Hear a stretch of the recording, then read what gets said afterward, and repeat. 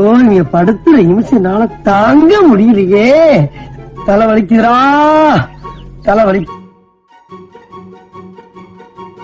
எங்க தலைக்கு எவ்வளவு தில்லு பச்சா? ரைட்லா ரைட் இருந்தா ஊருக்கு இல்லனா சாமிக்கு. என்னடா அங்க சத்தம்? இந்த கிளம்பிட்டடா, இந்த கிளம்பி. எல்லாரும் பார்த்தோன்னே ஈஸியா கண்டுபிடிக்கிறேன் கெட்டப்ப.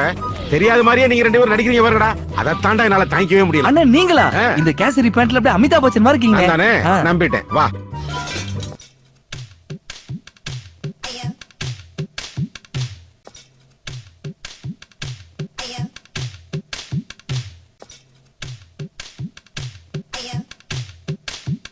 One day later.